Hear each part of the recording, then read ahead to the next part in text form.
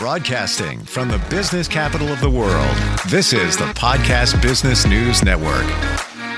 I pose a question as you join us today.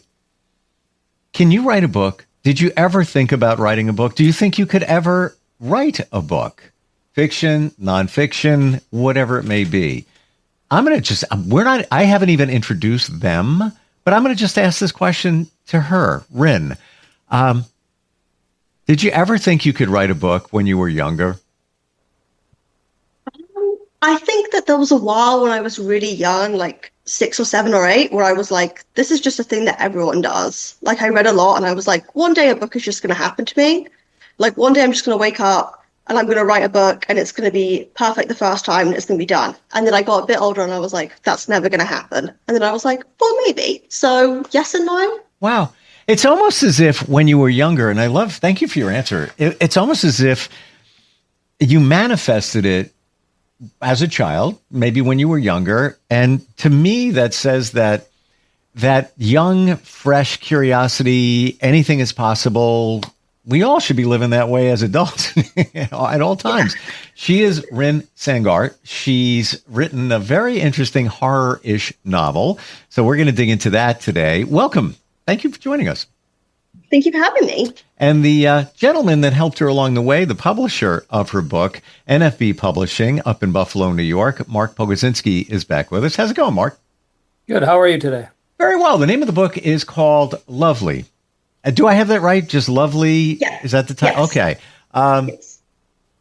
Interesting story. And it's funny that we were talking about when you were younger and how you thought, I'm going to write a book. I can do it one day. It's about somebody who is younger, right? Yeah. Tell us. So the main character of the book her name is Heather Strand, and she's like 16, 17 years old in this small town in the middle of nowhere. And kind of all she wants to do is to get out of this town and just leave. And then just sort of stranger and more sinister things start happening in the town. So did she want to leave just because it's time for me to go? Maybe I'm not happy with my family situation and I'm going to go off on my own. Was that the mentality of her in the beginning? Yes, but I also think it's a very common feeling in sort of children and also young adults, when it's just sort of being like, I know there's more out there. Like, this can't be it. There has to be more out there. And just sort of that feeling of just wanting to experience anything else. I'm an old adult and I think that. I think it's a feeling that really stays with you. I think it's a feeling that you sort of discover when you're sort of a teenager, and then it sort of stays with you, just the idea of just there being more out there and just wanting to find something different and something else, and just the feeling of wanting to leave. Do you believe that in broadly, you personally, life in general, that there's always something more out there? Yes, we're grateful. Everything is good, but there's more out there. I'm going to keep searching. There's opportunities, there's learning experiences, things I can share. Is that your mentality? I think there's like an innate human curiosity to just sort of always seek out more and try more and just sort of see what the next best thing is. So I think that, that's just a part of the human condition, I believe. Well, I think it's also a condition of being younger. It's that curiosity, which I believe you never want to lose as you get older. It's almost just like you're like a kid at heart. It kind of seems that way. I think so, yeah. The book takes some turns and twists along the way. It's not as easy as, I guess, Heather thought to just get up and go. Tell us what happens. So when she comes back to Lovely, the book starts with her coming back to Lovely after a time away. And her closest friend, his younger brother, has been missing and has now been found dead. So it's this whole sort of turmoil of like a town reacting to this loss, and especially the loss of a child and this stuff. And then also just the fact that the local police tell them that it was just an animal attack and there's nothing they can do to help them. And this sort of idea of fundamentally knowing that that's wrong and not trusting the people in charge. And then having to deal with that as someone who is a young person who doesn't have any kind of power or sway in that dynamic. Lovely. Why that name? It's what I named the town. And I also just think it's sort of the perfect irony of growing up in a place where it's supposed to be idyllic and it's supposed to be your childhood home and it's supposed to be perfect, and it's just not. And also just that feeling of just that, the knowledge that something here is wrong and that something isn't quite right. Do you feel that Heather in her journey obviously realized that, but broadly, everybody in the town thought, this is a great town. We love here. It's lovely. It's lovely. But she really saw it for what it is. Yes. Yeah, I think that's a perfect description of it. Yeah, absolutely. Is this your first book? Yes, it is. Is there a piece of Heather in you? I think so. I think it's sort of that emotion and that feeling that I do feel of wanting to run away and feeling like things aren't right and wanting to feel something different. So I think so, yes. So when you were writing it, I want to get in your head as a writer and a fresh writer. Did you change things up along the way? Like, would you type something? I don't know your process. Some people physically write stuff down, and that's all good. I don't judge. I'm a geek in terms of technology. I write stuff. I got Post-it notes all over the place. There's scientifically proven too that when you physically write, it does something. Did you change it like as along the way? Nah, I want to go back. I want to change that. You get to a certain point. It's like, nah, I'm going to tweak that a little bit. Did you go back and forth, kind of wrestle with your mind on it? Yeah, absolutely, 100%. I definitely thought when I first started writing it, I was like, blood sacrifices is going to be a huge part of it. And then in the actual book, there are, I think, if maybe only one blood sacrifices. So there were definitely bits that I thought were going to happen that didn't. And then there were definitely times where I would write a scene and I didn't know how the scene was going to slot in. So sometimes I'd have like a moment of inspiration and I would write out a whole scene or like a whole section or like a thing that happened and I had no idea how or why it was going to slot in. And there were times when that scene got discarded absolutely because it ended up there just wasn't a place for it. So yeah, definitely a lot of going back and forth and a lot of trying to connect missing puzzle pieces and realizing that some of those puzzle pieces don't fit at all instead of like a linear structure is a lot of my process. Rin, did you have moments where you're writing and maybe you did a whole chapter in one night, whatever it might be, or maybe a big chunk of story. And then you look back shortly thereafter and say, where did that come from? That came out of me? How did I even do that? I had a really surreal moment where I'd written, I think like 2/3 of it, and I went back to reread it. And it was a lot of the time when I write, a lot of my process was I would try and do like an amount of words a day. Just to get something down. And it got to a point when I was like 2/3 of the way through writing it, when I went back to reread it. And I reread the first like 5 pages and I was like, this is great. Did I do this? Right? I was like, this is awesome. Like, was this me? I've done it too. Like, I'm not a writer, don't claim to be, don't know if I ever will. But I've gone back, looked at proposals or just pieces of copy, whatever it might be. I do marketing, so I could have wrote a radio commercial, TV commercial, whatever it might be. And then I look back, I'm like, dude, where was your head at that time? That's good. Like, and then I don't think I could ever do that again. Never say never, but I don't know where the inspiration came. Mark, when you first looked at what she presented, what was it? Was it a finished product? Was it a manuscript? Was it maybe a synopsis? What happened, when you worked with her?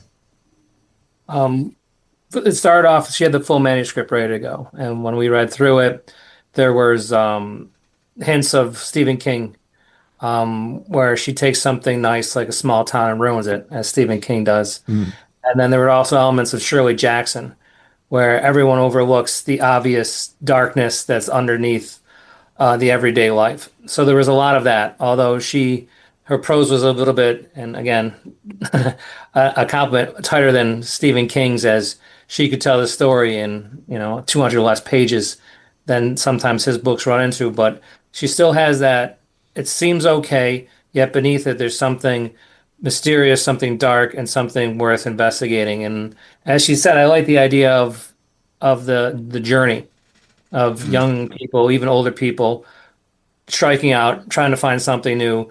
And I like what she said, searching for something that's more. And I think that was a big part of the book too. Rin, when you were writing it gets dark. Did you wrestle with, like you said, the blood sacrifices? Did you wrestle with how dark should I make it? Did you dial it back? Did you amp it up? I don't think I ever really dialed it back. I don't think I ever really wrestled with that. I think I'm a huge horror fan and have been a huge horror fan since I was very young.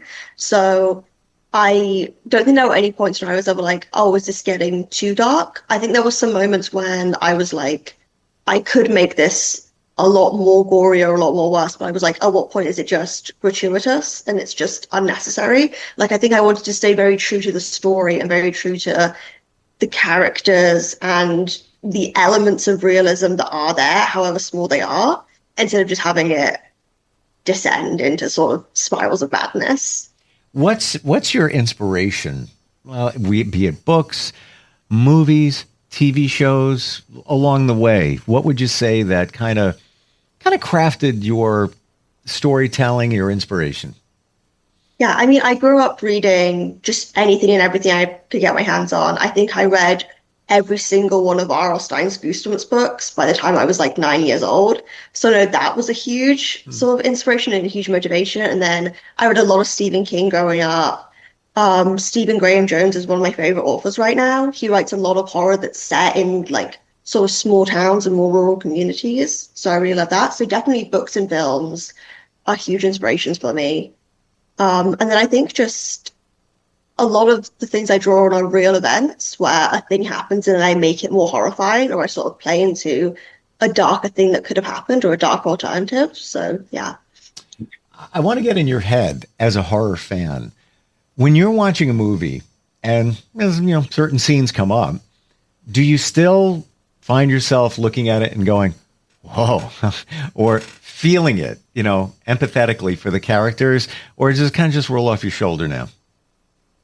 I think I definitely still feel it. And I think that part of it is the thing I enjoy is feeling that emotion, where it's like, it's horror and it's terrifying and it's sort of a safe way to experience that terror. And it's sort of the catharsis of it that I enjoy.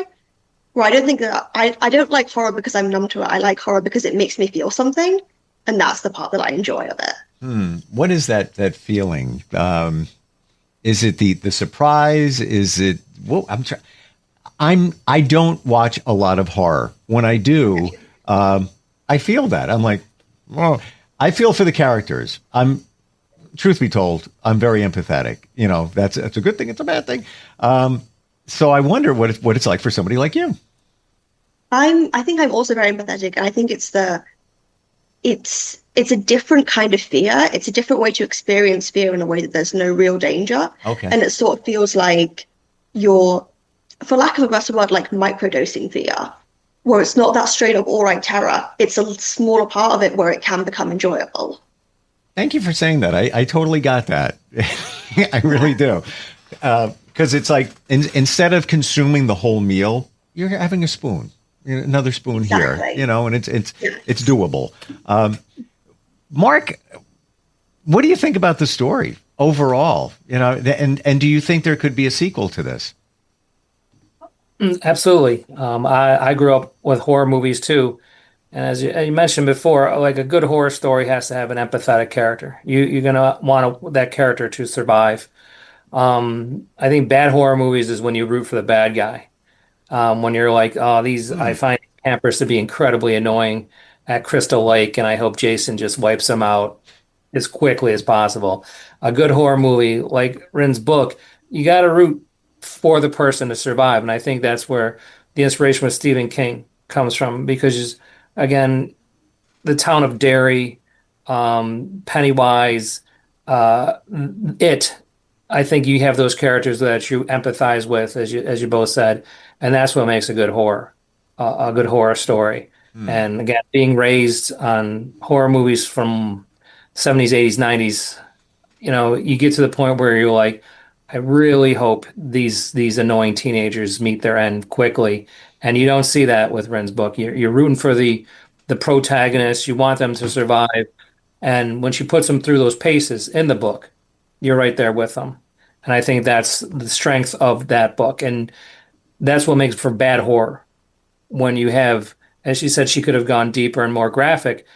You write that for shock value, but the characters, you simply don't care what happens to them.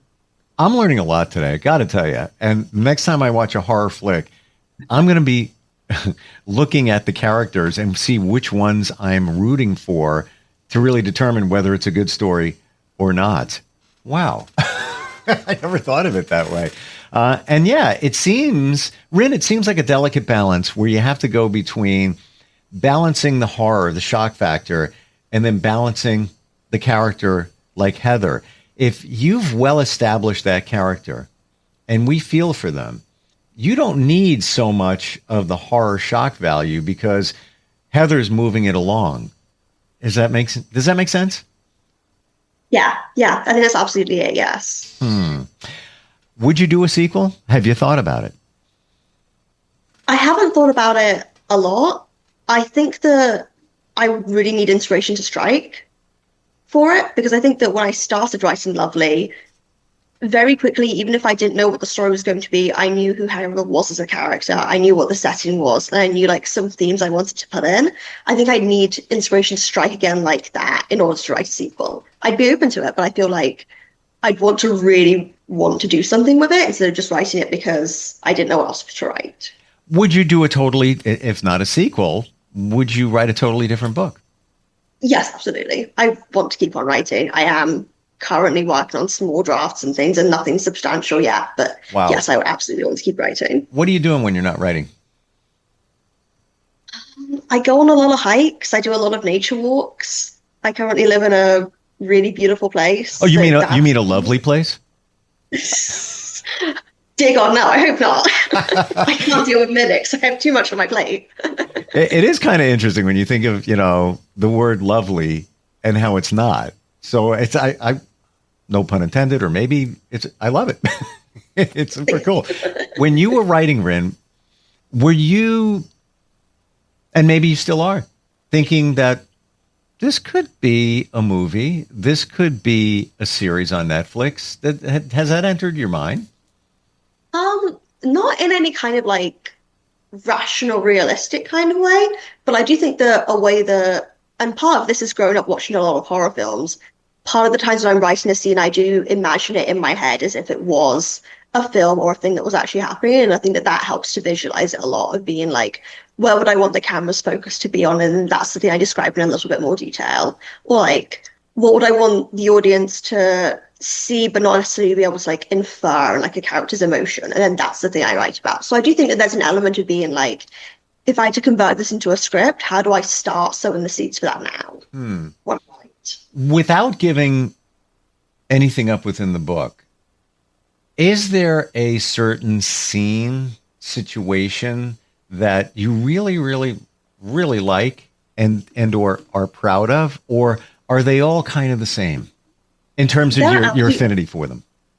No, there are absolutely scenes that I prefer to other scenes. There are absolutely scenes that I wrote a few times and I was like, I wrote once or twice and I was like, this is perfect, I've done it. And then there were other scenes that I struggled with and I still had to fight.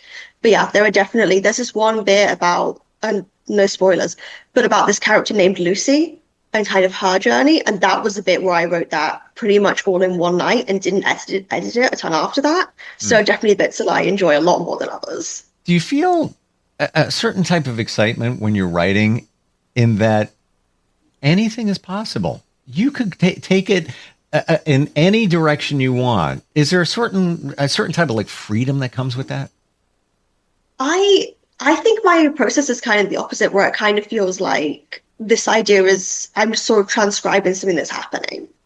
Like I get like a burst of inspiration and it feels like I see the scene entirely, and then I just write down what happened instead of being like, and there are definitely choices I make and there are definitely decisions I make, but a lot of the times the really big scenes that I really love are things that it just suddenly feels like it clicks and it comes together and I'm just describing it rather than. That's really cool. I got to tell you, I've never heard that described before, where it's almost like you got to download. Oh, this is what happened. It's fiction, but in your mind, you just got to commit it to a screen or paper where I just need to recount what happened. And maybe in the download that a couple of things weren't crystal clear. So you needed to maybe embellish a little bit to get the story done. Wow. Mm-hmm. On the editing side, Mark, what needed to be done with what she gave you? I think you can tell, like talking to her, that this is pretty polished when we got it. And again, we're not going to change anyone's vision. And that's the whole point of what we do. We just want to make it presentable, want to make the best product possible. And again, you talk to Rin and she writes horror. And I think it's an interesting, her description of it. You get a inspiration and then you just write down what you see in your head. And I think it takes special talent to write like mystery and horror. because as you go through your day and you think to yourself, like on a hike, what would make this hike terrifying if I had to describe a scene? Crack of the branch behind me, a gust of wind, if you like supernatural. And I think it's an interesting, horror writers and mystery writers are a different breed. And because they have that always in the back of their mind, what would make this terrifying? Like what would make this interview terrifying? A hand behind Steve's neck, a shadow that passes behind him. And then the brain works that way. And I think it's always fascinating when that's transferred into an actual book form. I guess you have to be wired that way, and maybe it comes from all the stuff you've seen, all that you've watched. It's almost that was like, if you're an Olympic athlete, that was your training for writing the book, if you will. Yeah. Wow. That's so interesting. Rin, got to ask, where'd that come from? I think I just grew up obviously reading a lot of horror, watching a lot of horror. It got to a point where I kind of expected every story to become a horror story. But also I think just growing up very anxious, where kind of expecting the worst case scenario at any moment, and then just sort of playing into that imagination and being like, well, what would be the worst case scenario? I was actually asking how you got your name. And then it turned into a horror story. I'm like, oh my gosh, what? Yeah, what? Turned into a horror story. Is Rin, is there a significance there at all? Family name, something? Yeah, it's just a nickname from when I was a kid. Oh, cool. Just okay. stuck. It's unique. It stands out. Love it. Wow. Thank you. What advice would you give anybody, young, old, if they were pondering writing a book, whether it's fiction, whether it's horror, whether it's a self-help book, anything? What advice would you give them? A piece of advice I got when I first started writing this was write what you love and don't make it a chore. So if you're writing any kind of book, write the bit that you want to write. And if you get to a scene that's difficult, or you kind of feel like you're forcing it, or you feel like you're falling out of love with it, just write the next thing you want to write and then figure out later. And that's pretty much in line with what you said before, where you just feel it, you see it. To you, this is real. This story is real, reasonably speaking, if you will. Where you just had to tell the story, which I think it's in your DNA, when you think of it that way. Fascinating talking about this. Mark, if somebody like Rin, like anybody, is thinking about writing a book, what's the first step? If you visit our website, nfbpublishing.com, there's a small form that starts the process. Thank you both for today. Rin, I want to share, you're in England, aren't you? Yes, I'm in Scotland right now. Scotland. Okay, super cool. I learned a lot. I really did. And very refreshing about the whole process and how this all came together.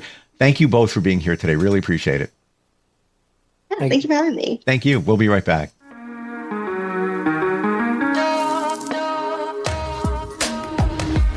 Broadcasting from the business capital of the world, this is the Podcast Business News Network. This is you over 30 years ago. Are we there yet? Are we there yet? And this is your mom when you drive her back from therapy. Are we there yet? Are we there yet? Are we there yet? Roles change without us noticing, and in your new role, we help you help. AARP gives you the information to help care for your mom so that you can have patience with her, just like she did with you. Visit aarp.org/caregiving or call 1-877-333-5885 to get practical health and wellness tips to provide even better care for your loved one. Are we there yet? Remember, visit aarp.org/caregiving. AARP, we help you help. A public service announcement brought to you by AARP and the Ad Council.